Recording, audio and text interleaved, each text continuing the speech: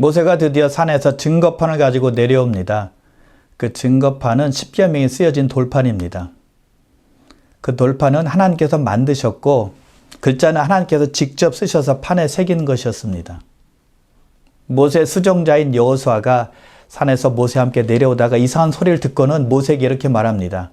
진중에서 싸우는 소리가 나나이다. 산 아래에서 백성들이 서로 싸우는 줄 알았던 것입니다. 그러자 모세가 말합니다. 이것은 승전가도 아니고 폐하여 울부짖는 소리도 아니고 내가 듣기에는 백성들의 노래소리로다. 모세의 말이 맞았죠. 산 아래에 있는 백성들이 금송아지를 만들어서 거기에 제사 지내고 춤추며 노래했던 것입니다. 하나님께서 산 위에서 말씀하신 그대로 하나님이 아닌 다른 신을 만들어서 섬기고 절했던 거예요. 모세가 진 가까이 도착해서 광경을 직접 보게 됩니다. 모세가 크게 분노해서 그 금송아지를 불살라 가루로 만들어 백성들에게 마시게 합니다. 이스라엘 백성들은 하나님과 언약을 맺은 지 얼마 되지 않았지만 하나님께서 싫어하시는 우상을 만들어서 제사하고 절한 것입니다. 백성들은 하나님의 명령을 어긴 것이고 언약을 깬 것입니다. 모세는 백성들이 금송아지 우상 앞에서 번제와 화목제를 드리면서 춤추며 노래하는 것을 보고 분노했습니다. 자, 왜 분노했을까요? 하나님께서 미워하셔서 금하시는 것을 백성들이 행했기 때문이었습니다. 하나님께서 미워하시는 것을 모세도 미워했기 때문에 참을 수가 없었던 거죠. 그래서 모세의 분노는 거룩한 분노였고 의로운 분노였습니다. 왜 모세의 분노가 거룩한 분노가 될 수 있을까요? 모세가 깬 증거판 어떤 것이었는가 하면 하나님께서 직접 만드신 돌판에다가 하나님께서 글씨를 직접 쓰신 것이었습니다. 그러니 얼마나 귀하겠어요. 하나님의 마음과 정성이 다 담겨 있는 돌판이었어요. 근데 그것을 모세가 깨뜨렸다는 것입니다. 그런데도 하나님은 모세에 대해서 화를 내지 않으셨다는 것입니다. 오히려 나중에 다른 돌판에다 십계명을 친절하게 다시 써주셨어요. 하나님은 모세 행동에 대해서 나쁘게 보시지 않았다는 뜻이죠. 즉 우리가 죄에 대해서 분노할 때 하나님께서는 책망하시지 않는다는 거예요. 오히려 기뻐하신다는 것이죠. 하나님은 죄를 지은 이스라엘 백성들에게 분노하셨지 돌판을 깨뜨린 모세에게 분노하지 않으셨다는 거예요. 이유가 무엇일까요? 그것은 하나님 마음에 동참하는 것이기 때문입니다. 하나님께서 싫어하시는 것을 모세도 싫어했기 때문에 그 일에 대해서 전혀 책망하지 않으신 겁니다. 여러분, 우리는 하나님 마음에 합한 자가 되어서 하나님께서 싫어하시는 일은 우리도 싫어하고 하나님께서 좋아하시는 일은 좋아해야 됩니다. 하나님의 생각에 맞춰서 사는 것이 필요하다는 것입니다. 그래서 우리는 하나님 마음에 동참해야 되고 하나님의 생각을 따라가야 되고 하나님의 성품을 담는 자들이 되어야 하는 것입니다. 만약 우리가 하나님의 생각과 다르게 산다면 동떨어지게 행동한다면 우리가 하나님의 자녀라고 말할 수 있겠습니까? 말할 수 없겠죠. 그렇다면 하나님의 생각에 동참하며 살기 위해서 필요한 것은 무엇일까요? 하나님과 가까이 하고 하나님과 교제하는 일이겠죠. 하나님과 친밀한 관계에 있을 때 하나님을 닮아갈 수 있고 하나님의 성품을 배울 수 있고 하나님의 생각에 따라서 우리는 말과 행동을 할 수 있기 때문이죠. 모세가 거룩한 분노를 낼 수 있었던 것은 한 가지입니다. 모세가 산에 올라가서 하나님과 40자를 함께 했었기 때문입니다. 하나님과 함께 했기 때문에 그 거룩함을 본받은 것이고 그의 성품을 담게 되었던 것입니다. 그 거룩함에 젖어있던 모세가 타락한 백성을 보자 분노했던 것은 어떻게 보면 당연한 일이었다는 것이죠. 왜냐하면 거룩함은 더러움과 함께 할 수 없는 것입니다. 정결함은 또 부정함과 함께 갈 수 없기 때문이죠. 그래서 우리가 세상에서 찌들어 살게 되면 세상 속된 것이 더 이상 더럽게 보이지 않습니다.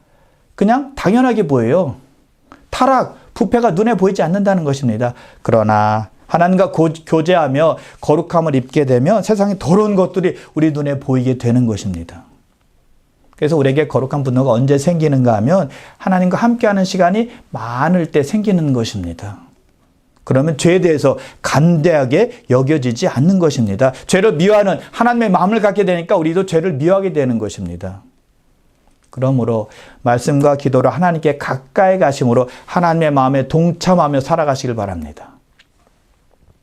자, 모세가 금송아지를 불살라 부수고 가루를 만들어 물에 뿌려서 그 백성들에게 마시우게 합니다. 자, 무엇을 알 수 있을까요? 손으로 만든 우상은 아무것도 아니고 쉽게 파괴될 수 있다는 것을 우리에게 보여주는 것 아니에요? 그냥 가루가 되잖아요. 불살라버리면 형체고 뭐고 아무것도 남지 않는다는 것입니다. 그게 우상의 실체라는 것입니다. 우상은 헛것이라는 거예요. 그래서 그런 우상에다가 절하고 우상을 의지하고 우상에게 소원을 빈다면 정말 우스꽝 일이 되지 않을 수 없다는 거예요. 그래서 우상을 섬기는 것은요, 헛된 일입니다. 험한 일입니다. 왜요? 우상은 다 사라지는 것이니까, 썩고 없어지는 것이니까요. 자, 이제 모세는 그가 산 위로 올라갔을 때 백성들의 책임자였던 아론에게 추궁하며 책망합니다. 금송아지 사건에 대해서 책임을 묻고 있는 것입니다. 이렇게 말해요. 이 백성이 당신에게 어떻게 하였기에 당신이 그들로 큰 죄에 빠지게 하였느냐. 이 백성이 당신에게 어떻게 하였기에 라고 말하죠. 근본 원인은 이스라엘 백성들에게 있었다는 것입니다. 우상숭배는 백성들로부터 시작이 되었다는 말이에요. 자, 그렇다고 해서 아론에게 죄가 없는 것입니까? 죄가 있습니다. 아주 큰 죄예요. 왜요? 죄를 질도로 금송아지를 만들어줬으니까요. 그래서 모세는 아론이 백성들로 하여금 큰 죄에 빠지게 했다라고 책망하고 있는 것입니다. 백성들이 아론에게 섬길 신을 만들어 달라고 하자 아무런 망설임도 없이 금송아지를 만들어서 그들로 하여금 절하게 하고 제사 지내게 했잖아요. 우상 숭배하도록 만들어 주었잖아요. 그러니 큰 죄죠. 아론은 하나님께서 원하시는 일이 아니라 사람들이 원하는 일을 한 것입니다. 얼마 전에 하나님께서 이스라엘 백성들에게 규칙을 준 것이 있었습니다. 규례를 준 것이 있었어요. 출애굽기 23장 2절인데 이렇게 말씀하세요. 다수를 따라 악을 행하지 말라. 아무리 많은 사람들이 원할지라도 그 길이 악한 길이면 절대 함께하지 말라는 것입니다. 따르지 말라는 것입니다. 근데 아론은 그 말씀을 알았음에도 불구하고 무시하고 불순종한 거예요. 그래서 아론은 하나님을 기쁘시게 하는 사람이 아니라 사람들을 기쁘시게 하는 사람들이었다는 것입니다.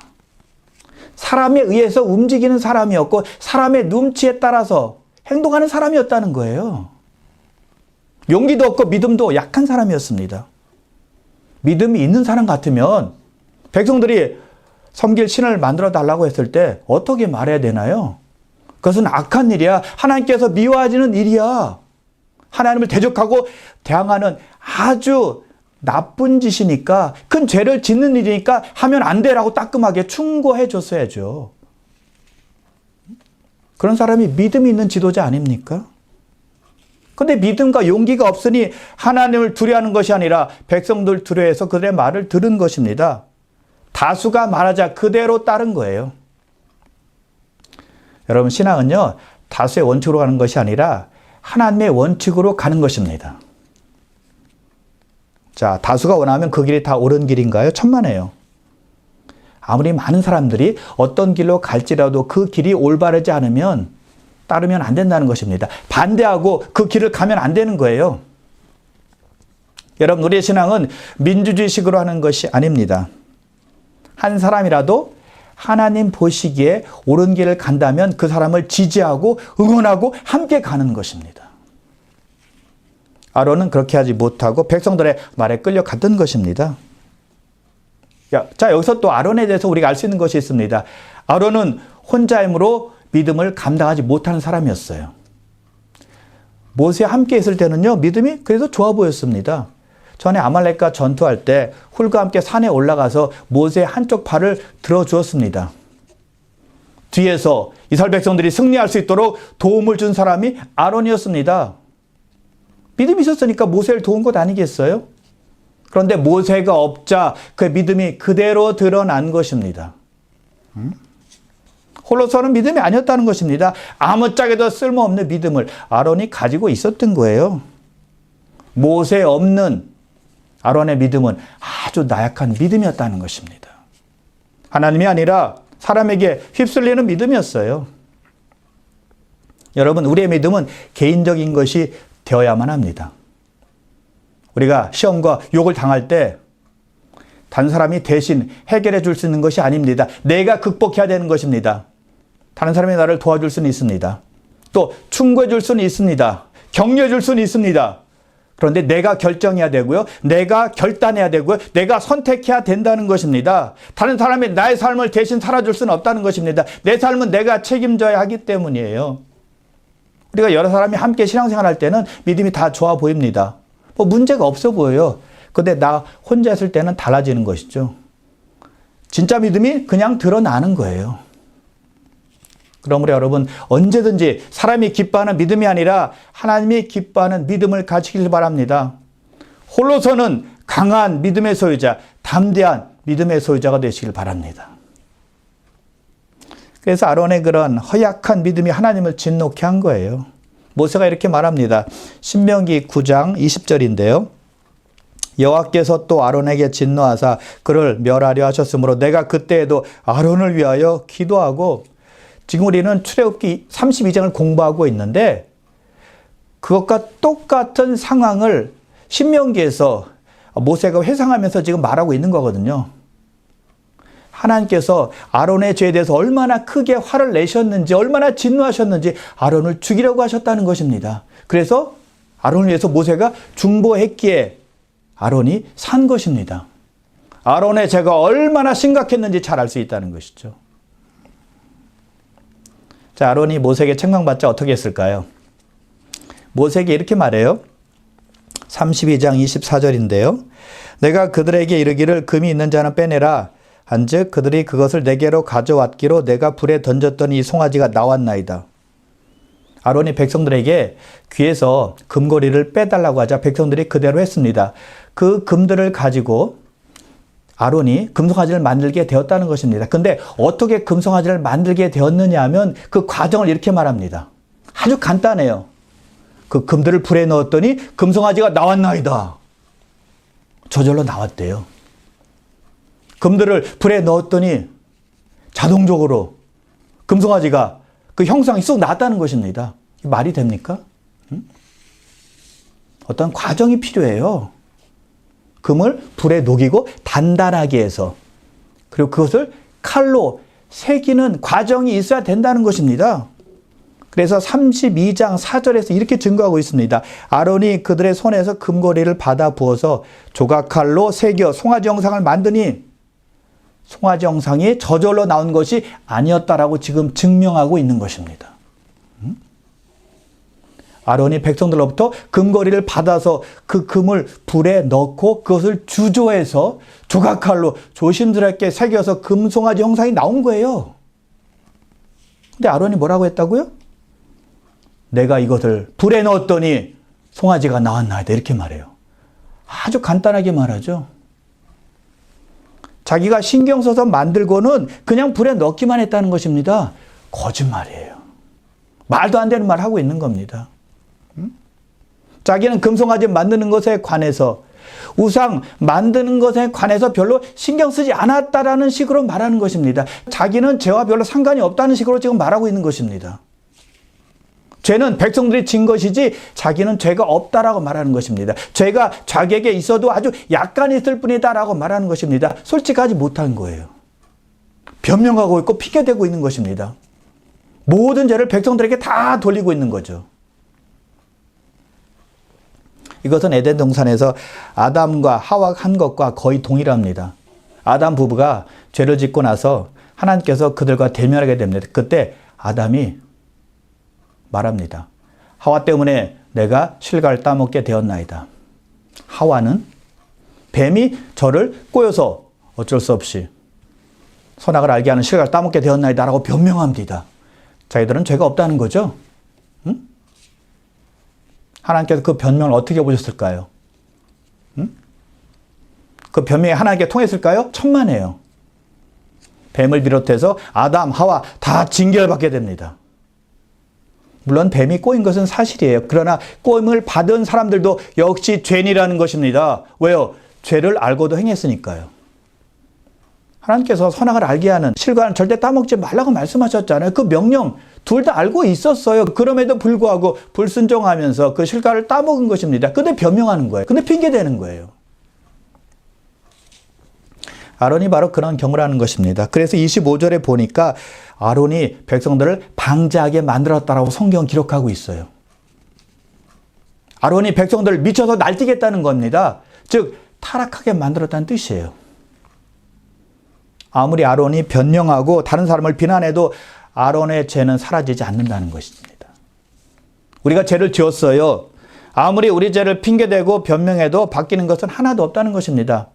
하나님이 다 아시니까요. 아론의 죄는 더 중하다고 생각해요. 왜요? 지도자니까요. 신실한 지도자라면 모세가 추궁했을 때 백성들을 비난하는 것이 아니라 자기가 비난받을 대상이다라고 고백해야죠. 모든 것이 자기의 잘못이라고 말했어야죠. 그것이 지도자의 자질 아니겠습니까? 비록 다른 사람이 잘못했어도 내가 잘못 결정해서 일이 이렇게까지 됐습니다. 내가 죄인입니다. 용서해 주세요. 라고 고백해야 참다운 지도자의 모습 아니겠습니까? 여러분, 남에게 잘못을 떠넘기고 남 핑계대고 남 비난하는 것은요, 세상 전반에 퍼져 있는 악이라고 생각해요. 정치 세계를 한번 생각해 보십시오. 라이벌이나 다른 정당에 있는 사람과 대결할 때 험담하면서 비난합니다. 그래서 남을 밟아야 이길 수 있다고 생각하는 거예요. 남을 죽여야 내가 산다라고 생각하는 것이죠. 얼마나 비참한 세계입니까? 정치인들 뿐만이 아니죠. 정치 세계보다는 좀 덜하겠지만 그런 일들은요, 회사에서 또는 가정에서도 있습니다. 때때로 교회에서도 있어요. 남 비난하고 어려운 일 있을 때 남 탓하고 남 핑계대는 것이죠. 어디에나 있다는 것입니다. 자, 그런데 우리가 왜 남을 비난할까요? 왜 남을 탓할까요? 왜 남 핑계댈까요? 아론의 예를 들면 쉽게 알 수 있는 것이죠. 자기가 코너에 몰리니까 화를 당할까 봐서 백성들을 재물 삼고 있는 것입니다. 백성들 핑계댄 겁니다. 백성들이 원해서 내가 금송아지를 만들어 주었을 뿐이다 라고 말하는 것입니다. 잘못을 백성들에게 다 돌리고 있는 것이죠. 아담과 하와도 마찬가지입니다. 하나님께서 두 사람에게 나타나셔서 너희가 내가 그 많은 실과를 따먹었느냐라고 물으셨거든요. 그때 아담은 하와를 탓했고 하와는 뱀을 탓했습니다. 자기들의 잘못을 남에게 다 돌린 것입니다. 두 경우 다 자기들이 불이익을 당할까 봐서 남을 비난했던 것입니다. 남을 탓했다는 것입니다. 여러분, 사람이 그래요. 자기가 불이익 당할 것 같으면 빠져나기 위해서 남 핑계 대는 거예요. 변명을 만드는 것이죠. 우리 사람은요, 불이익 당하는 것 못 참거든요. 또는 남에게 못난 사람으로 보일까 봐 비난하기도 합니다. 남 핑계 대기도 합니다. 남 탓하기도 하는 것입니다. 내가 남을 비난하지 않으면 나는 낮은 인간이 되는 것 같고 더 하찮은 인간으로 보일 수 있다고 생각하는 거예요. 내가 남을 비난해야 다른 사람보다 내가 더 나은 사람이 되는 것이고 더 좋은 사람으로 보여지는 것이고 더 우위에 있는 사람으로 생각되어진다라고 생각하는 것입니다. 자, 여러분, 우리가 언제 자랑합니까? 내가 남들보다 낫다고 뽐낼 때 자랑하게 되죠. 우월감으로 자랑을 나타내는 것입니다. 그래서 우리는 자랑으로도 우월감을 나타내지만 저 사람 왜 저래? 라고 하면서 남을 욕하고 비난할 때도 나의 우월감을 나타내는 것입니다. 저 사람은 나쁘고 나는 좋다라는 뜻이니까요. 저 사람은 낫고 나는 위에 있다라고 생각하게 되는 거니까요.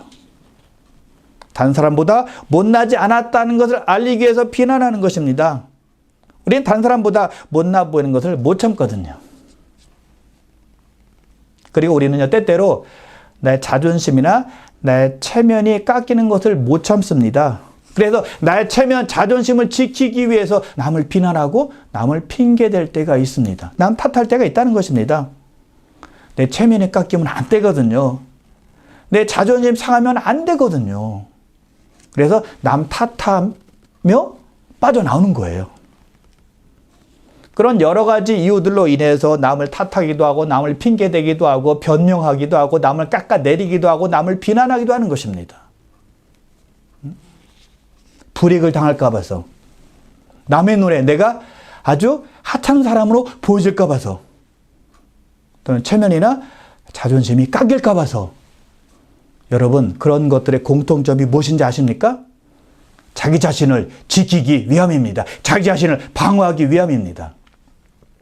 근데 우리 예수님은 어땠는지 아십니까? 전혀 죄가 없으셨는데 붙잡히시고 신문과 고물당하시고 그리고 십자가에서 고통당하시면서 죽으셨습니다. 우리 예수님보다 더 고통당하며 죽으신 분이 있나요? 더 억울한 분이 있나요? 없습니다. 그런데도 불구하고 우리 예수님께서는 남을 핑계대지 않았습니다. 남 탓하지 않았습니다. 남 비난하지 않았습니다. 남 깎아내리지 않았어요. 하나님 아버지를 조금이라도 원망할 수도 있었지만 전혀 원망하지 않으셨어요. 있는 그대로 다 받아들이시고 묵묵히 자기 길을 가셨습니다. 자기를 지키지 않고 자기를 포기하신 거예요. 자기의 고통을 준 사람에게도 욕하지 않았습니다. 불이익을 당해서 남들보다 낮아지는 순간에도, 로마 병정들에게 무시당하고 조롱당하는 순간에도, 사형 선고가 확정되는 순간에도, 크나큰 고통으로 인해서 십자가에서 죽어가는 그 순간에도 남을 핑계대지 않았습니다. 남 탓하지 않았습니다. 남 비난하지 않았어요. 오히려 십자가에서 돌아가시기 얼마 전에 이렇게 하나님 아버지께 기도합니다. 저들의 죄를 사하여 주옵소서. 우리는 조금만 억울한 일이 있어도, 조금만 기분 나쁜 일이 있어도, 조금만 체면이 깎여도, 조금만 자존심 상해도 못 참습니다. 남 탓하기에 바쁩니다. 비난하기 일쑤예요. 불이익을 당할 것 같으면 비난의 화살을 마구 남에게 쏘아대죠. 나는 조금도 손해를 보면 안 되는 것이고, 나는 조금도 고통을 당하면 안 되는 것이고, 나는 조금도 남보다 더 낮은 위치로 하찮은 사람으로 보여주면 안 되는 거예요. 아론이 바로 그랬다는 것입니다. 화가 자기에게 미칠 것을 두려워해서 백성들을 핑계 삼은 것입니다. 백성들에게 비난의 화살을 쏜 것입니다. 저들이 잘못했다. 저들 때문에 내가 우상을 만들 수밖에 없었다라고 말하는 거예요. 여러분, 아무리 화를 당하는 순간이 될지라도 비난 받을 일이 있다면 비난을 달게 받아야 됩니다. 남을 물고 늘어지는 일은 없어야 되는 것입니다. 그건 비겁한 일이니까요. 모세는 하나님께서 백성들을 진멸하신다는 말을 듣자마자 간곡히 하나님께 간구하기 시작합니다. 통곡하며 하나님께 호소해요. 심지어 하나님께서 기록하시는 생명책에 자기의 이름을 빼달라고 말합니다. 자기는 지옥에 갈 수 있다는 겁니다. 백성들만 살려주시면 괜찮다는 거예요. 그렇게 호소했습니다. 그렇게 간절히 하나님께 간구했어요. 근데 아론은 달랐습니다. 자기 목숨 하나 부지하려고, 자기 하나 살려고 이스라엘 백성들은 악하다고 말했습니다. 자기는 죄와 전혀 상관이 없는 식으로 둘러댔어요. 변명했습니다. 핑계댔어요. 이렇게 큰 대조가 됩니다. 그런데 여러분, 우리 안에는 아론이 존재한다는 걸 아십니까? 우리도 나만 살려고 하잖아요. 우리도 하나님의 의견이 아니라 다수의 의견을 따라갈 때가 얼마나 많습니까? 또 힘들 때마다 남 핑계대고, 남 비난하고, 남 탓할 때가 얼마나 많습니까? 그래서 우리는 대제사장인 예수 그리스도를 깊이 생각해야 되는 것입니다. 죄인된 우리를 하나님 아버지께로 인도하셨기 때문입니다. 예수님은 불이익을 당했어도 자신을 지키려고 하지 않았습니다. 오히려 우리를 대신해서 희생하셨어요. 하나님 아버지의 뜻을 위해서 자기 자신을 포기하셨다는 것이죠. 그러므로 우리도 나만 위해 살지 말고 하나님께서 어떻게 생각하실까를 생각하며 거기에 관심을 두면서 살아가는 것입니다. 자, 이제 모세가 모든 백성들에게 명령합니다. 누구든지 여호와의 편에 있는 자는 내게로 나오라. 그때 레위 자손이 모여서 모세에게 나옵니다. 모세가 레위 자손에게 허리에 칼을 차고 백성에 지나가서 백성들을 죽이라라고 명령합니다. 레위인들이 그렇게 하자 약 3,000명 정도가 죽게 됩니다. 여러분, 모세가 백성들 앞에서 여호와 편에 서고 나한테 나오라 라고 한 이유는 다른 이유가 아닙니다. 우상숭배했던 사람들 다 나와서 회개하면 사심이 있다라는 것을 공포하는 것입니다. 그런데 많은 백성들이 듣지 않았습니다. 하나님 편에 서지 않았다는 것입니다. 하나님께 나오기를 거부한 거예요. 여기 3,000명은 금송아지를 섬겼지만 회개의 기회를 받았어요. 그러나 그 회개의 기회를 거부한 사람들입니다. 물론 더 많은 사람들이 우상을 섬겼지만 더 열렬하게, 더 열정적으로 우상에게 절하고 섬겼던, 제사 지냈던 사람들입니다. 그리고 백성들을 우상에게로 이끌었던 지도자급의 사람들이었을 것입니다. 그들은 여호와 편에 서라는 모세의 음성에 귀 기울이지 않고 무시하자 결국 심판을 당하게 되었습니다. 아론도 여호와 편에 서지 않았기 때문에 우상을 만드는 죄를 짓게 되었고 백성들을 우상에게로 인도하는 큰 죄를 저지르게 되었습니다. 더군다나 더 나아가서 추악한 변명을 하게 되었고 백성들을 핑계되었습니다. 여러분, 그런데 우리에게도 성령께서 동일하게 말씀하세요. 여호와 편에 서라. 그리고 나에게 나오라 라고 말씀하세요. 어느 쪽에 서는지에 따라서 우리의 삶의 방향은 완전히 달라지기 때문입니다. 우리의 삶의 질이 결정되기 때문이에요. 우리가 여호와 편에 설 때 생명과 평안을 얻게 되고 영의 일을 생각하게 되고 하나님을 기쁘시게 하는 사람이 되는 것입니다. 만일 3,000명이 모세의 음성에 귀를 기울여서 회개했더라면, 여호와 편에 섰더라면 그들의 삶은 완전히 달라졌을 것입니다. 새로운 삶을 살게 되었을 것입니다. 아론이 하나님 편에 섰더라면 그는 그런 큰 죄악을 짓지 않았을 것입니다. 그러므로 성도 여러분, 모세처럼 하나님 편에 서서 사람들이 어떻게 생각하는지, 어떻게 보는지에 관심을 기울이는 것이 아니라 하나님께서 어떻게 생각하시고 어떻게 보시는지에 대한 관심을 기울이셔서 하나님 마음에 동참하심으로 하나님께서 기뻐하시는 일은 여러분도 기뻐하시고 하나님께서 싫어하시는 일은 여러분도 싫어하시는 저와 여러분 다 되시기를 주님의 이름으로 축원합니다.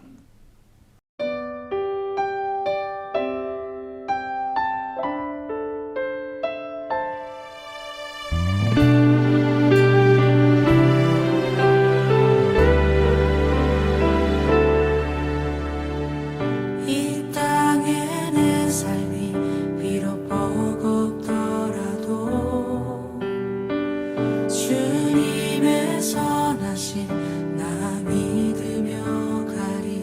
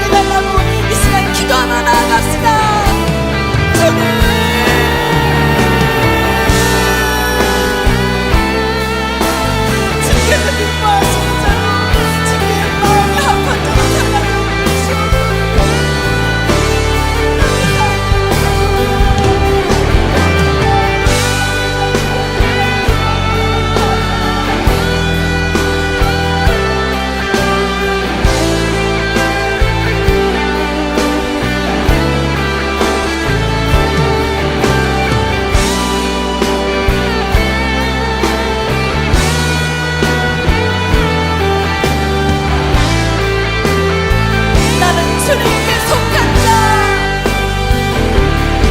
나는 주님께 속한 자 되어 주의 나라 위에 중심을